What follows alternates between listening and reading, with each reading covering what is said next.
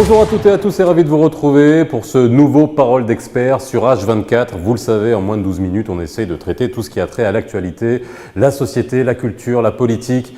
Et puis, n'hésitez pas, comme vous le savez, à réagir sur les réseaux sociaux. Ça nous permet d'alimenter à chaque fois les sujets que nous traitons pour vous et puis aussi de choisir les sujets qui vous intéressent. On parle aujourd'hui d'illettrisme, d'analphabétisme numérique. Et c'est là où l'éducation digitale prend tout son sens et où on parle aussi de coding. Mais parfois, on ne sait pas ce qui se passe derrière et on nous dit qu'il faut initier les enfants au coding très tôt.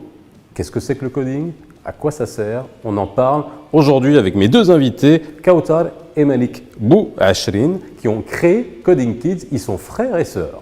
Parole d'expert spéciale éducation digitale, c'est tout de suite. Et sur le plateau, comme je vous l'ai annoncé, j'ai le plaisir de recevoir Kautar. Bonjour Faisal. Et Malik. Bonjour. Et vous avez la particularité de partager le même nom de famille. Vous êtes frères et sœurs. Je ne dirai pas qui est le petit frère ou la grande sœur. Merci beaucoup. Mais vous l'avez compris dans la phrase. Alors, déjà, on va parler d'éducation digitale, on va parler de coding. On voit bien avec vos t-shirts, hein. We make coding cool in schools. On a bien compris. Si vous ne parlez pas anglais, allez sur Google et puis vous comprendrez la traduction.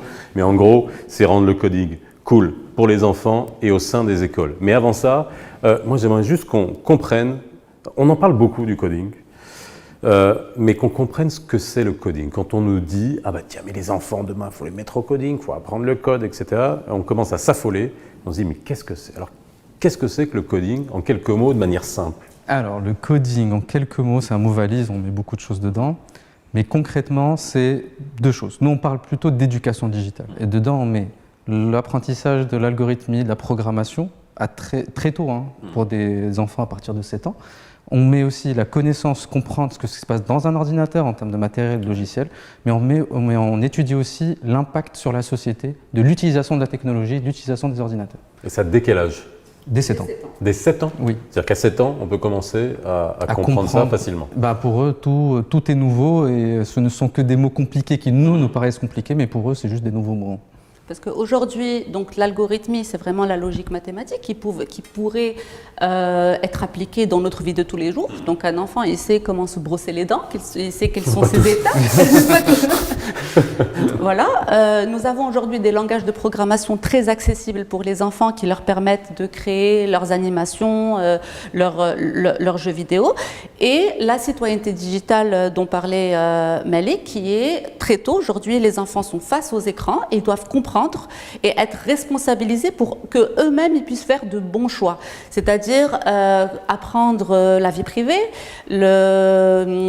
comment réagir, comment identifier en fait du cyberharcèlement, comment faire de bons choix médias. Et donc tout ça, on leur donne ces outils-là pour qu'ils comprennent le monde digital qui les entoure.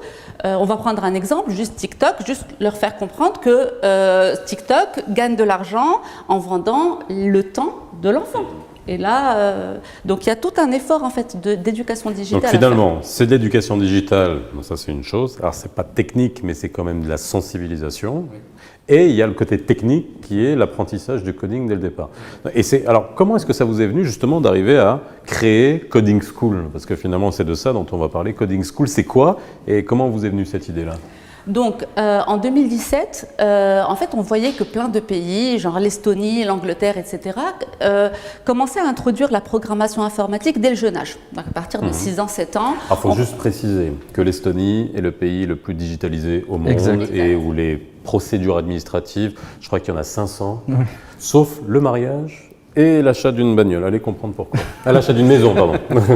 Donc, je vous disais, en 2017, on voyait les prémices en fait, d'initiatives nationales à l'international pour implémenter le codage dès le jeune âge. Donc, on s'est intéressé à ça. On a créé Coding Kids, qui est un club extrascolaire d'activités où on initie les enfants dès 7 ans à la programmation informatique et à l'éducation digitale. En 2020, on est passé en ligne avec Covid, donc là, donc avant c'était en présentiel, avec ça, le confinement. Okay. On est passé en ligne, qui était une volonté dès le début pour nous. Aujourd'hui, on accueille des enfants de partout au Maroc, de France, de Belgique. Et entre-temps, nous avions reçu des demandes d'écoles qui souhaitaient implémenter notre enseignement au sein de leurs établissements. Mais nous n'avions pas forcément le bon modèle parce que Coding Kids, ce sont nos formateurs qui donnent les cours. Pour les écoles, ça leur coûterait beaucoup trop cher si nous déployons nos formateurs. Parce qu'un des goulots d'étranglement, c'est vraiment la formation des professeurs. Donc, c'est là où Coding School, on a créé Coding Schools, qui est un manuel digital, comme le serait un manuel de français, d'arabe, etc., déployé sur une plateforme en ligne,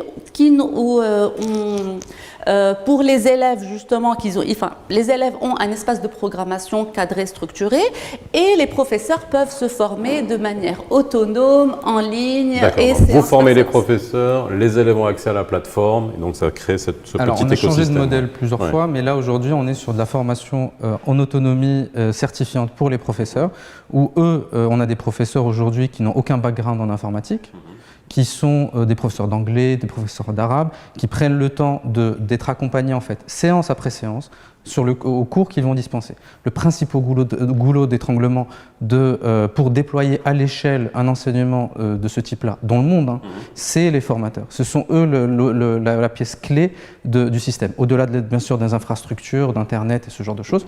Mais aujourd'hui, c'est le formateur qui doit être accompagné.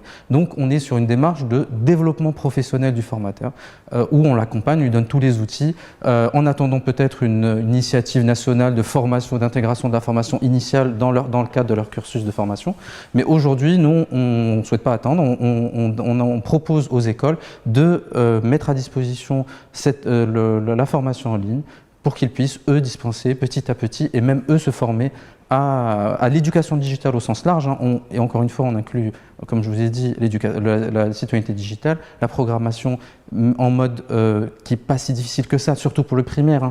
Un professeur de français peut donner des cours de maths au primaire. C'est un peu la même logique. On est vraiment sur des concepts simples qu'un adulte comprend en un quart d'heure et ça lui prend 1 heure, 1h30 pour expliquer à un enfant. Alors, est-ce que ça existe ailleurs dans le monde? Est-ce que vous avez benchmarké ou alors c'est des choses qui, au contraire, qui ont peut-être inspiré d'autres modèles? Alors, je vais dire bizarrement, en fait, les pays qui ont un curriculum national sont surtout en Europe de l'Est. En Asie, on entend beaucoup des pilotes.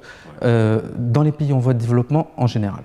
Dans les pays riches, à l'exception du UK et de l'Australie, beaucoup n'ont pas encore cette démarche. En France, par exemple, il n'y a pas de curriculum national obligatoire dans les écoles. Au Maroc, il y a une initiative du programme Génie, qu'on salue d'ailleurs, qui introduit au CE5 et au CE6 quelques cours de Scratch. Mais Scratch, oui, c'est un outil en fait, c'est un environnement de développement par bloc. Bon, j'utilise des mots un peu techniques, on va passer. Mais quelque part, c'est l'outil qu'utilisent les enfants de manière très intuitive, ludique, pour programmer. Et en fait, c'est comme si les pays en voie de développement ont compris l'urgence, parce qu'il y a une vraie corrélation aujourd'hui entre la main-d'œuvre qui est formée à l'informatique et la croissance économique des pays. Ça, c'est des recherches qui le disent. Et donc, les pays en développement ont cette urgence-là pour former la prochaine génération. C'est un peu comme l'anglais d'il y a 15 ans. Avant, beaucoup de gens en avaient besoin. Aujourd'hui, tout le monde en a besoin. C'est la même chose. C'est une nouvelle langue, c'est une nouvelle façon de réfléchir. Et on commence très tôt parce que ça structure la pensée. En fait, c'est comme pour le français, c'est-à-dire ça serait comme le latin, c'est-à-dire peut-être quelque chose, même les gens qui ne vont pas faire du coding leur carrière, c'est pas nécessairement, mais comprendre ce qu'il y a derrière les écrans. En fait, aujourd'hui, dans les départements non technologiques dans les entreprises, on leur demande de connaître des notions d'algorithmie parce qu'on va manipuler. Ça va leur permettre de développer les produits et de voir comment ils vont utiliser la data. Exactement.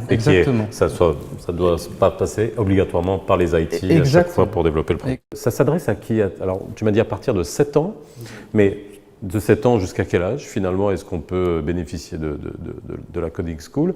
Et qu'est-ce que ça ramène comme autre compétence? Parce que là, on a bien vu les compétences. Éducation digitale, c'est une chose, le coding, d'autres choses, mais est-ce que ça ne vient pas apporter un complément à tout un cursus scolaire, voire même plus loin dans l'enseignement supérieur par la suite? Complètement, parce que le codage informatique développe d'abord des soft skills, c'est-à-dire la logique et le raisonnement. Ça structure la logique, la résolution de problèmes. Quand on a en face un programme qu'on doit créer, on doit suivre une certaine logique pour pouvoir y accéder. C'est des maths, quoi.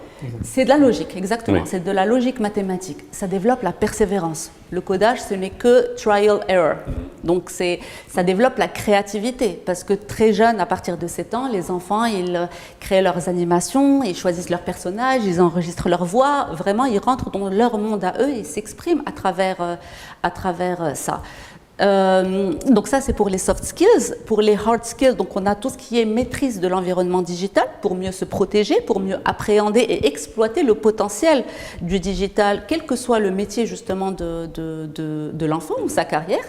Et il y a des études qui ont montré que les personnes qui ont des compétences en programmation informatique ont accès à de meilleures écoles, à des moyennes de salaire plus élevées et donc à une employabilité plus intéressante. Alors, il y a quand même une question qui se pose, c'est combien ça coûte cette histoire, hein? Et surtout, le coût va sûrement conditionner la manière avec laquelle on pourra généraliser ce curriculum, justement, pas seulement à des écoles privées, à des écoles un peu élitistes, mais à l'ensemble des écoles, qu'elles soient publiques ou privées. En fait, notre mission à nous, qu'on s'est donnée, c'est de démocratiser cet enseignement dans toutes les écoles.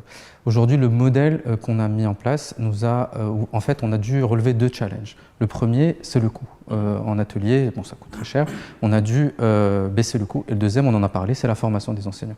Ce modèle-là, qui est en formation autonome, certifiante des enseignants, font que le coût, on l'a divisé par 30 par rapport aux ateliers. Et le modèle qu'on a développé, c'est, comme a dit Kautsar, un manuel de l'élève que les parents peuvent acquérir, qui est dans la liste des fournitures scolaires des écoles, comme un manuel de français, comme un manuel d'arabe, à peu près au même coût. On va dire qu'on est dans la moyenne haute d'un bon manuel de français, on va dire ça. Et à partir de là, l'école pour elle n'a pas de surcoût, à part si elle souhaite vraiment un suivi, accompagnement plus personnalisé. Et derrière, tout le monde est gagnant quelque part dans cette histoire-là, parce que les parents, ils n'ont pas besoin d'inscrire leurs enfants chez nous, hein, on est un peu cannibale, mais chez Coding Kids à un prix beaucoup trop cher pour la plupart, et on sort de cet élitisme dont vous avez parlé. Alors, dernière chose, je sais que vous êtes en train de mener une opération dans le monde rural avec un grand acteur national. Est-ce que vous pouvez nous en dire un peu plus ? En fait, Coding Schools, le curriculum et la plateforme sont disponibles en 3 langues, arabe, français et anglais. Nous travaillons déjà avec... Quel arabe ? Fosha ou la Darija ? Fosha. Ok. Fosha. الخوارزمي.